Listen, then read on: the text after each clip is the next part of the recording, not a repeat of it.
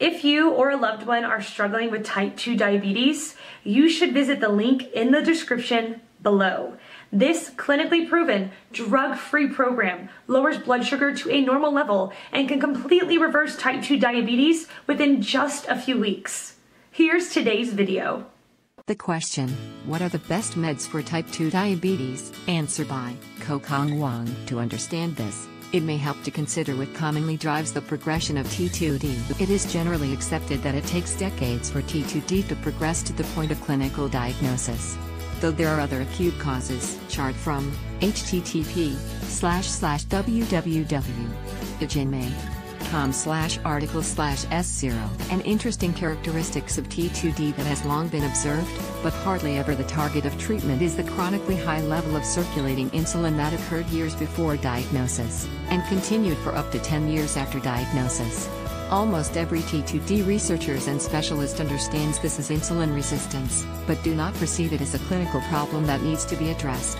Except perhaps Dr. Joseph Kraft. https://idprogram.com/understand. He had noticed that the elevated insulin response is a better indicator of T2D progression and vascular damages than impaired glucose tolerance. He suggested that this chronically elevated insulin level explains why many with apparently normal glucose levels experience CVD events. #LCHF. The genius of Dr. Joseph R. Kraft, exposing the true extent of #diabetes. Almost the entire focus of prevailing mainstream T2D treatments are targeted at reducing elevated glucose levels, not reducing elevated insulin levels. Dr. Jason Fung sums it up neatly on his blog on medications that have been observed to be effective. https://idprogram.com/medicatio. But here's the main point. If type 2 diabetes is simply the body filling up with too much sugar, then reversal only depends upon two things. But you don't need drugs for this. You can do it with intensive dietary strategies. The rest is up to you. The key to reversal of type 2 diabetes is entirely within. Essentially, we need to move towards a lifestyle that requires less insulin and does not overburden our exhausted pancreas. And to do that, we need to reappraise the value of fats, fasting and ketosis.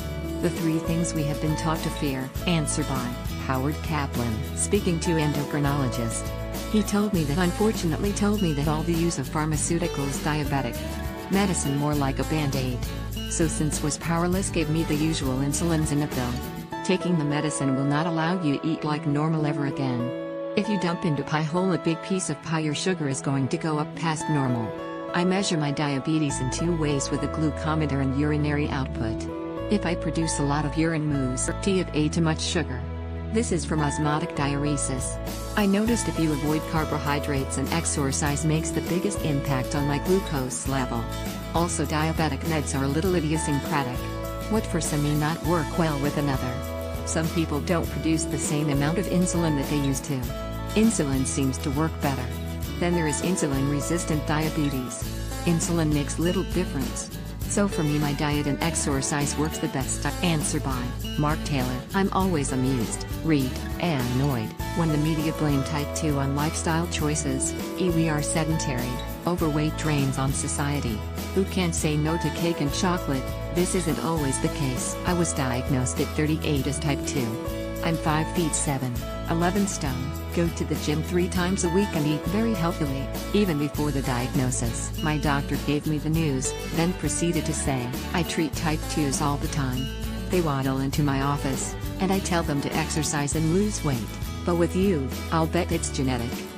I can't ask you to lose any more weight. In the 9 years since I found out, I've tried a few things, but the thing that works the best is intermittent fasting and little or no alcohol, due to stresses on liver/kidneys. Just this morning, my blood sugar levels were 5.8 upon waking, and my HbA1c results have been steady and well within normal ranges. Hope that helps. Edit. I'm on 200 mg of metformin and 5 mg of linagliptin.